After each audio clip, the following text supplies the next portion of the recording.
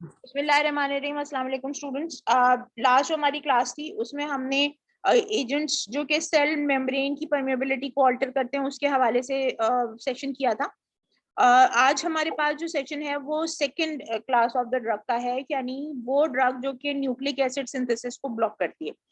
जैसे कि हमने पहले टेबल में पढ़ा ही था कि सिर्फ एक ही ड्रग है जो हम इस एस्पेक्ट से एंटी फंगल के तौर पर इस्तेमाल कर रहे होते हैं, and that is your flucytosine. अच्छा जी, फ्लूसाइटोसिन जो है वो बेसिकली एक न्यूक्लियोटाइड एनालॉग है। Is there any difference between nucleoside and nucleotide? Can anybody tell me about that difference? Can anybody tell me the difference between nucleotide and nucleoside? Ma'am nucleoside में base नहीं होता। Nucleoside में क्या होता है? Base नहीं होता। न्यूक्लियोसाइड में बेस नहीं होता। बेस के बगैर तो बेटा काम। हाँ, फॉस्फेट एक न्यूक्लियोसाइड और न्यूक्लियोसाइड में केवल फॉस्फेट होता है। अच्छा, मैं चलो आपका क्वेश्चन आसान कर देती हूँ। फॉस्फेट कंपाउंड जो होता है, जो फॉस्फेट लिंकेज होता है, वो न्यूक्लियोटाइड में होता है या न्यूक्लियोसाइड में होता है?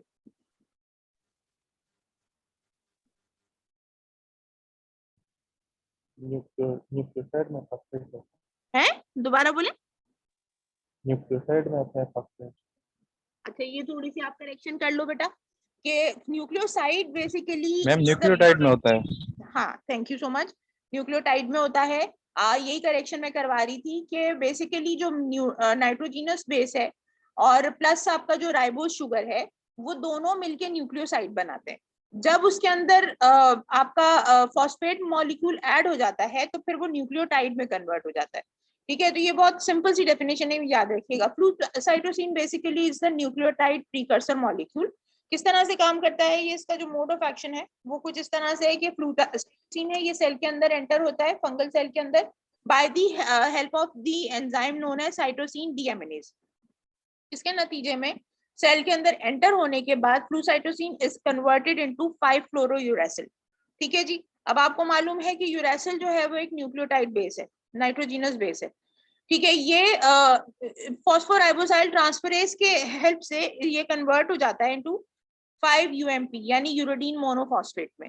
ठीक है जी, 5 पोजीशन पे जो है वो 5 यूरोडीन मोनोफॉस्फेट में ये कन्वर्ट होता है। और उसके बाद फिर आगे ये दो कंडीशंस में मतलब दो डाइवर्जेंस हैं इसकी, दो तरह से काम करता है।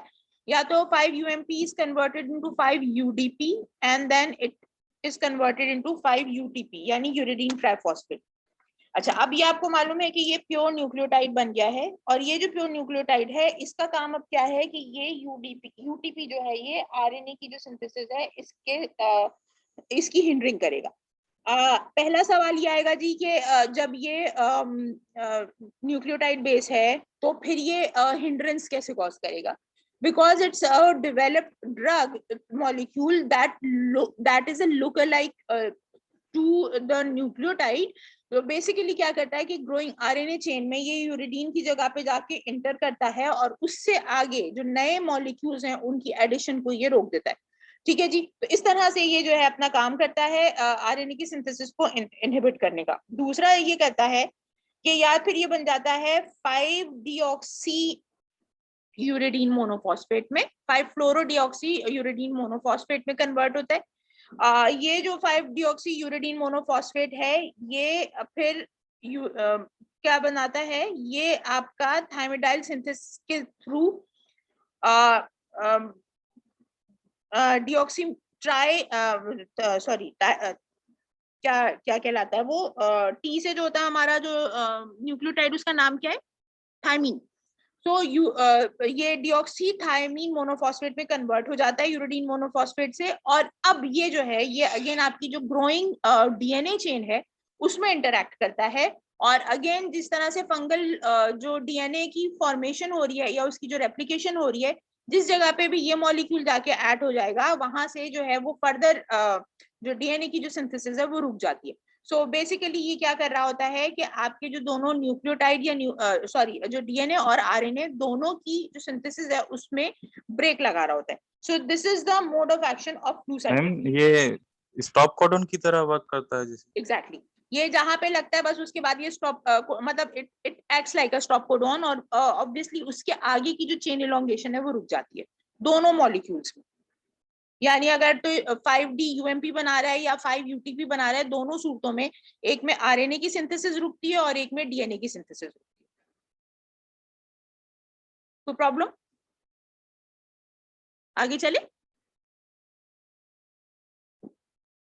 शुड वी मूव फॉरवर्ड बेटा? Yes ma'am.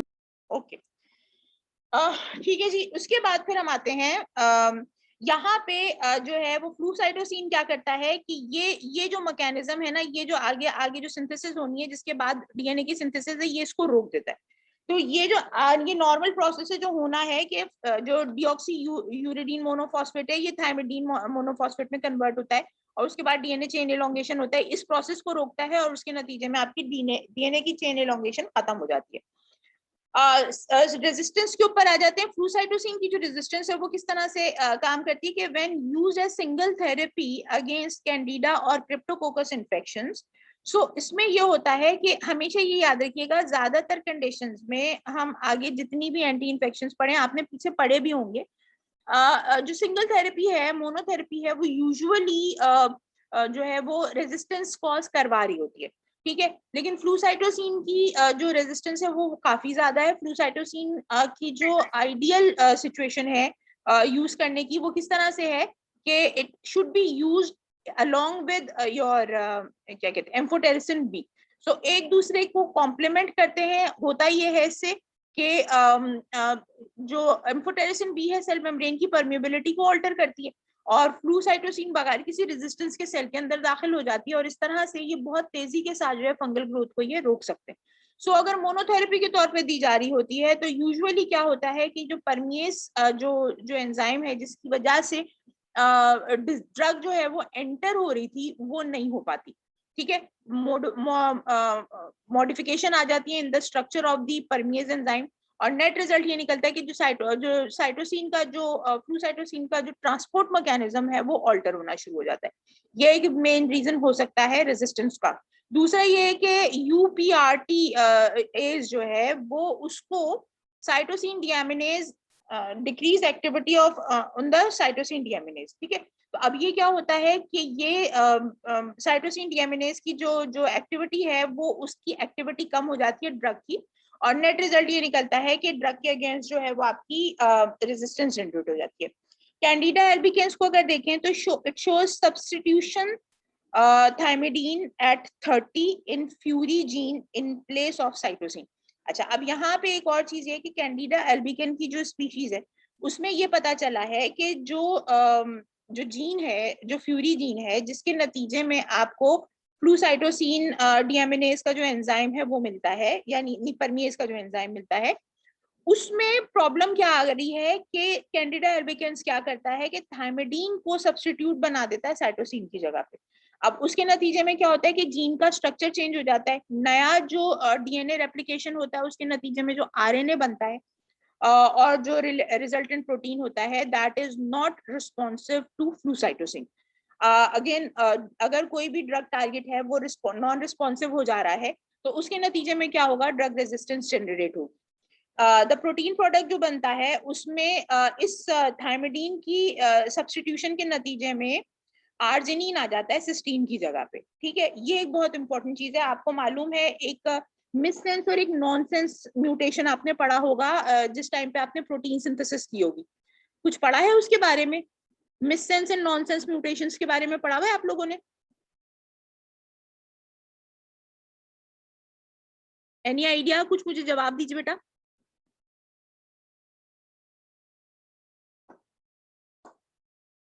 नहीं पढ़ा बता दे, मैं बता दूंगी अभी. पढ़ा हुआ है? जी जी. दोबारा बोलो बेटा. मैम पढ़ा है लेकिन अभी याद नहीं है.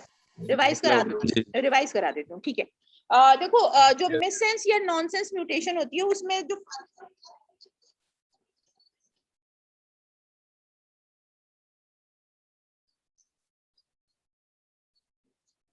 मैम आपकी आवाज गायब हो गई। एक्चुअली वो मेरे पास माइक नहीं है ना। अब आ रही है आवाज?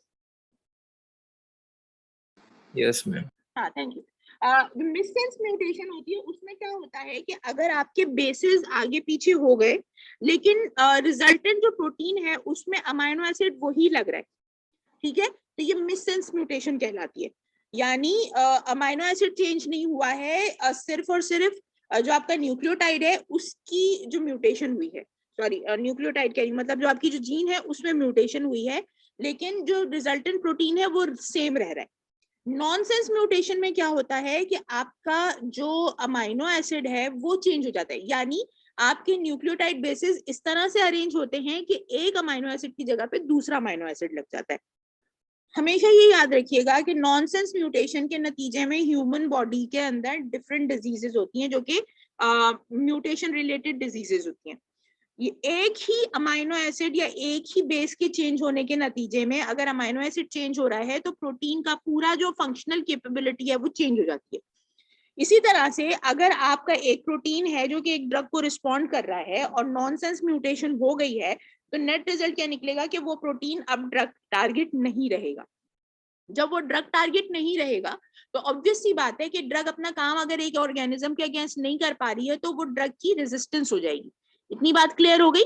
अगर हो गई है तो प्लीज हैंड रेस कर लीजिए। आप लोगों का ये रिस्पॉन्स थोड़ा स्लो आ रहा है, हैंड रेस करके बताएं। अच्छा, समझ आ गई, ठीक है। सो अब आगे आ जाते हैं आपके पास कि resistance is doubled by the involvement of both alleles of fury gene.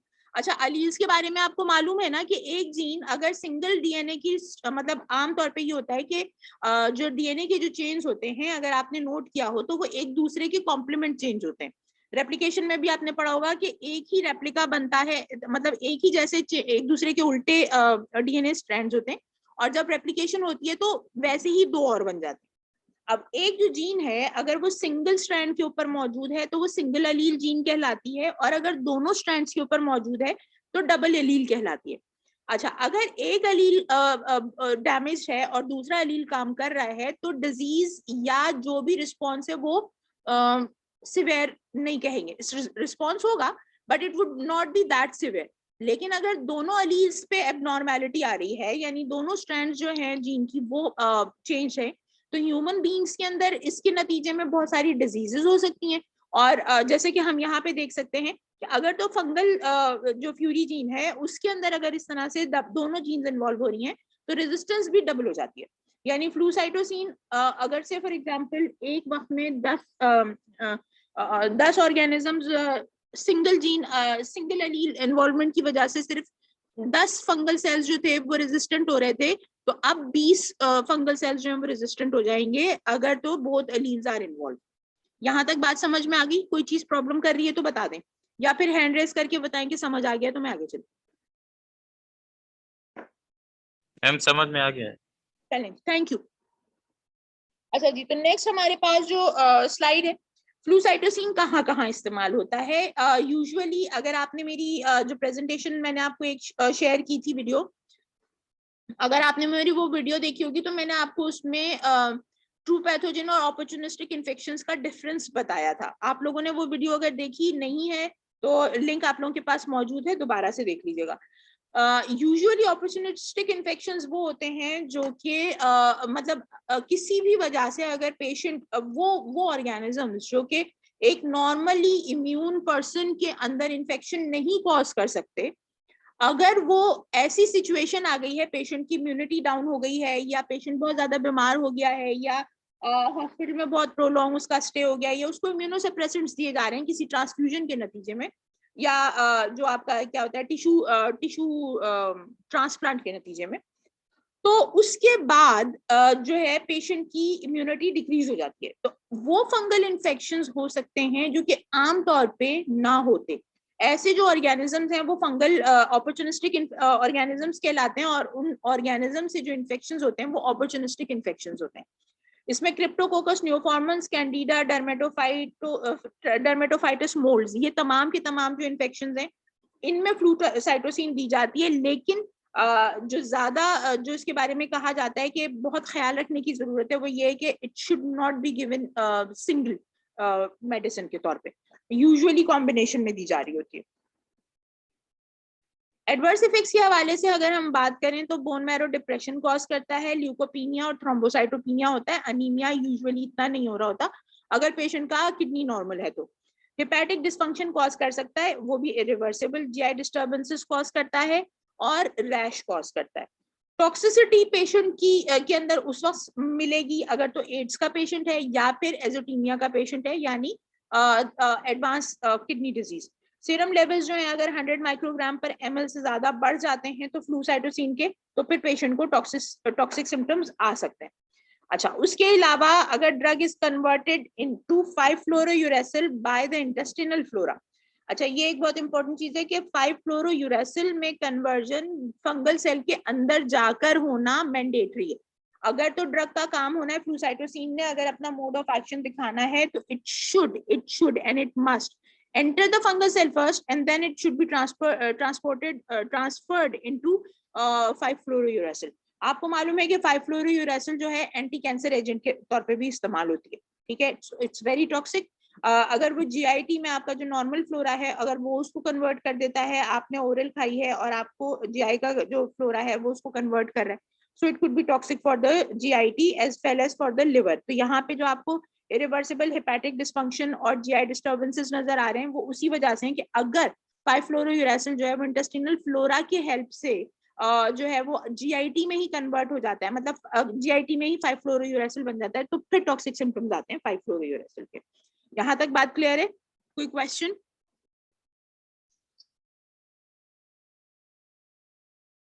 Anything you want to ask?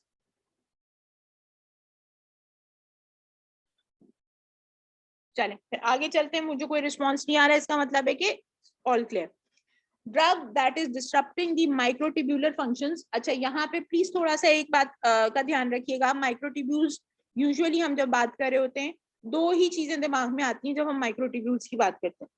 एक तो माइक्रोट्यूब्यूल्स की बात आती है कि जी स्ट्रक्चरल डिसेबलिंग हो सकती है, यानी वो माइक्रोट्यूब्यूल्स जो कि यूजुअली कॉन्ट्रैक्शन या रिलैक्सेशन या जो सेल्यूलर स्ट्रक्चर की मेंटेनेंस में इस्तेमाल होती हैं वो। लेकिन यहाँ पे जब हम बात कर रहे हैं डिस्टर्बिंग माइक्रोट्यूब्यूल फंक्शन की, सो इसका मतलब ये है कि हम वो माइक्रोट्यूब्यूल की बात कर रहे हैं जो सेल डिवीजन में काम करती हैं। और आपको मालूम है कि ये बनता है वो जो वेब बनता है जिसके थ्रू जो है आपके क्रोमोसोम सेपरेट होते हैं, माइटोटिक स्पिंडल जो कहलाता है, हम उस सेंटर ऑफ गर्म, सॉरी दोबारा बोले मैम, सेंटर कॉन्ट्रैक्शन करवाता है ना क्रोमोसोम। नहीं, यहाँ पे हम बात कर रहे हैं उसकी जो आपका जो माइटोटिक स्पिंडल होता है ना, माइटोटिक स्पिंडल बेसिकली क्रोमोसोम्स की सेपरेशन कराता है ना at the time of cell division, हम उसकी बात करें। सो आपका जो माइक्रोट्यूबुलर फंक्शन डिसऑर्गेनाइजेशन या जो डिसओरिएंटेशन है वो यहाँ पे ये वो ड्रग है जो कि माइक्रोट्यूब्यूल्स का फंक्शन डिसऑर्गेनाइज करती है। अगर तो आपकी तमाम चीजें हो गई हैं, सेल डिवीजन होने वाली है बिल्कुल, और माइक्रोट्यूब्यूल्स काम नहीं कर रही हैं तो सेल डिवीजन नहीं हो पाएगी क्योंकि आपके क्रोमोसोम्स सेपरेट नहीं हो पाएंगे, ठीक है जी। सो उस चीज को हमें यहाँ पे जो ये जो ड्रग है ये बेसिकली इस चीज को टारगेट करती है। मोड ऑफ एक्शन क्या है जी? अच्छा, ग्रीजोफल्विन ड्रग का नाम है, पेनिसिलियम ग्रीजोफल्वम जो है उससे ये डिराइव हुई है। इसमें ये है कि मैकेनिज्म जो है इनहिबिट डर्मेटोफाइट्स की जो इनहिबिशन कराती है, ग्रोथ इनहिबिशन, वो एज सच लोग कहते हैं कि मालूम नहीं है, ये सिर्फ थोड़ी सी स्पेकुलेशंस हैं जिनके हवाले से हम बात कर रहे हैं। लेकिन ये जरूर है कि ये ड्रग जो है वो केराटिन लेयर में जो बालों की, नाखून की और स्किन की ये डिपॉजिट हो जाती है। नेट रिजल्ट ये निकलता है कि जो नए फंगस की जो ग्रोथ हो रही होती है, जो पुराना फंगस होता है वो अपनी जगह रहता है, लेकिन जो नए फंगस की जो ग्रोथ हो रही होती है वो रुक जाती है। सो अल्टीमेटली एक टाइम आता है कि जब फंगस ग्रोथ नहीं हो पाती है तो फंगल इरेडिकेशन होनी शुरू हो जाती है। So basically this is the mode of action of griseofulvin. It inhibits the fungal cell mitosis, जैसे कि हम बोल रहे हैं, और साथ में इनका कहना यह है कि न्यूक्लिक एसिड सिंथेसिस की इनहिबिशन भी कराता है। But how that nucleic acid synthesis inhibition is taking place, that's not mentioned in the book. मैंने बुक में देखने की कोशिश की थी तो वो एज सच मुझे नहीं मिला, सिवाय इस एक ये जो एक स्टेटमेंट के, इसके अलावा और कोई चीज नहीं मिली। अच्छा, इसके अलावा ये भी कहा जाता है कि स्पिंडल फॉर्मेशन जो होती है वो उसके साथ ये इंटरेक्ट करता है। तो एटलीस्ट जो माइटोसिस वाला जो प्रॉब्लम है वो तो हमें समझ में आ रहा है कि जी माइटोटिक स्पिंडल्स को ये मल्टीप्लाई या पॉलीमराइज नहीं होने देता, उनके साथ इंटरेक्ट करता है, पॉलीमराइजेशन ऑफ द माइक्रोट्यूब्यूल्स को रोकता है, जिसके नतीजे में जो है वो स्पिंडल्स नहीं बन पाते और मैच्योर फॉर्म में नहीं आ पाते।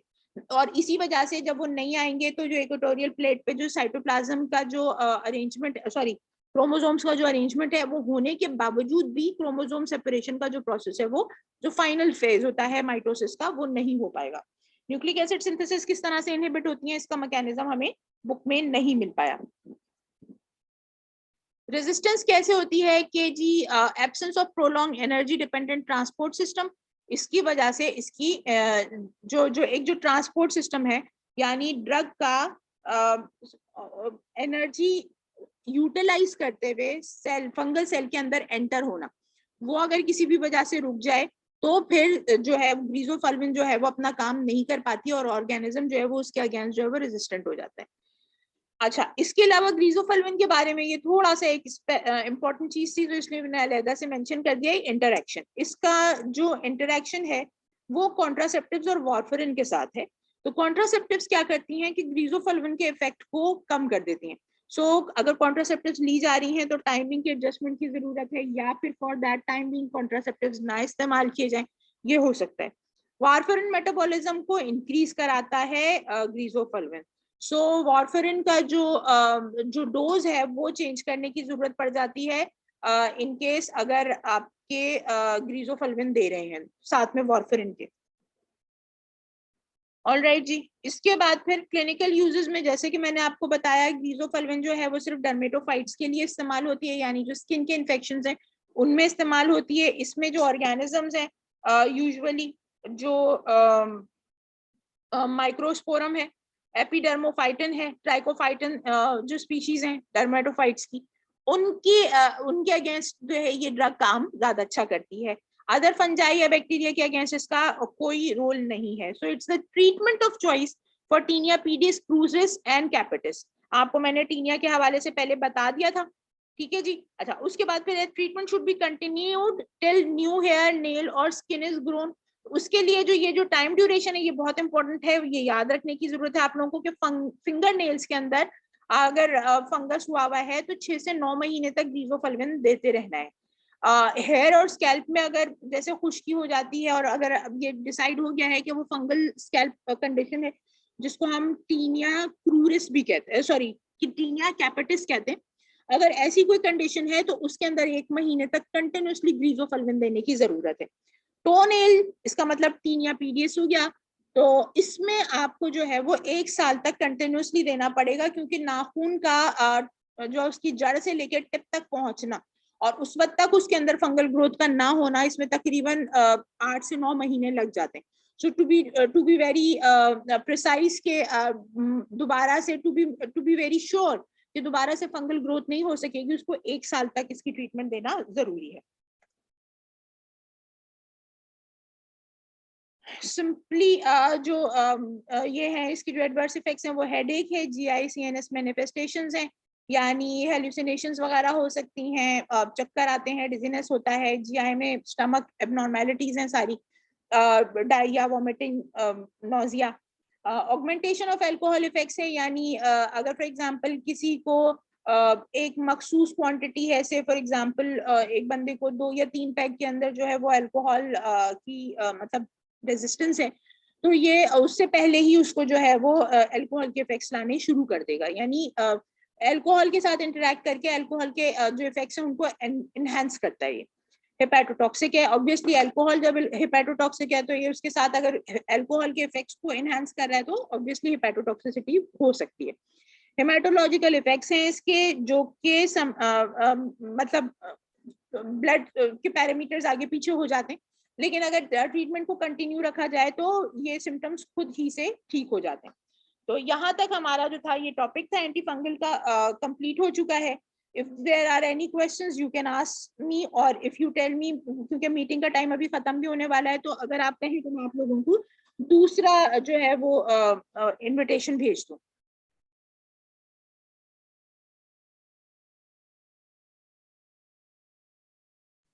मैम क्लियर है। किसी को कोई क्वेश्चन पूछना है?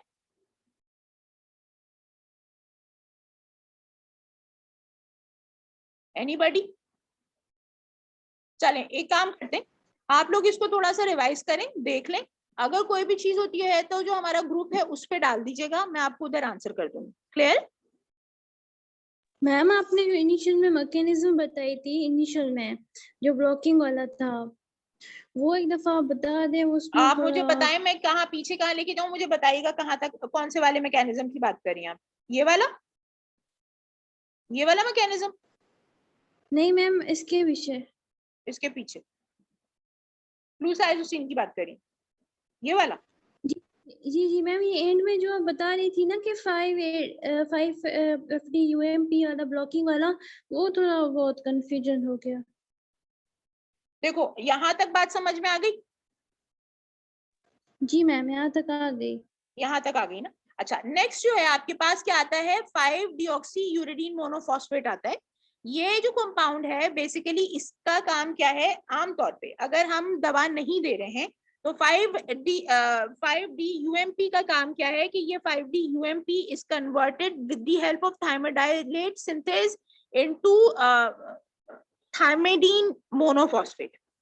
ये बात समझ में आई? ये नॉर्मल फंक्शन है। जी मैम। ठीक है, यानी इसका मतलब क्या हुआ कि यूरिडीन मोनोफॉस्फेट खुद भी रहता है, लेकिन कुछ जो यूरिडीन मोनोफॉस्फेट होता है वो कन्वर्ट हो जाता है into thymidine monophosphate, so that it can act as a nucleotide for DNA synthesis. यहां तक बात समझ में आ गई? जी मैम, आ गई। ठीक है, अब आपकी जो ड्रग है वो क्या कर रही है कि वो इस प्रोसेस को, ये जो कन्वर्जन का जो प्रोसेस है, इसको रोक रही है। जी मैम। आपको डीएनए की सिंथेसिस के लिए थायमिडीन मोनोफॉस्फेट नहीं मिल रहा। आपका क्या ख्याल है, आपका डीएनए सिंथेसाइज हो सकेगा अगर आपको थायमिडीन मोनोफॉस्फेट नहीं मिलेगा तो? नहीं मैम। तो बस, तो यहाँ इस तरह से डीएनए की सिंथेसिस को रोक रहा है ये। क्लियर? जी मैम, क्लियर, थैंक यू। कोई और बच्चों, किसी और बच्चे ने सवाल करना है? I am waiting for your response. Ma'am clear है सब। चलो ठीक है, तो फिर हम ये सेशन यहाँ पे एंड करते हैं। आप लोगों को अगर कोई भी क्वेश्चन हो तो आप मुझको ग्रुप पे डाल दीजिएगा, मैसेज कर दीजिएगा, मैं फिर आपको या तो ग्रुप पे रिस्पॉन्स कर दूंगी, या फिर अगर ज्यादा क्वेश्चंस हुए तो फिर एक ऑनलाइन सेशन कर दूंगी, आपको एक वीडियो बना के अपलोड कर दूंगी, वो आप लोगों को लिंक शेयर कर दूंगी। क्लियर है ये बात? जी ma'am. Okay ma'am. Thank you so much, जज़ाकल्लाह, अल्लाह हाफिज। अल्लाह हाफिज मैम।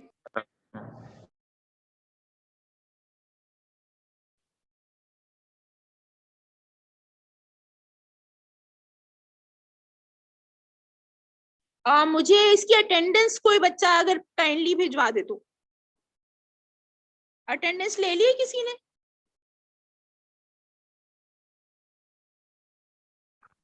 मैम कुछ बच्चे लीव कर गए हैं, अभी 28 हैं, पहले 32 थे। नहीं तो पहले ले ली होगी ना किसी ने, या नहीं?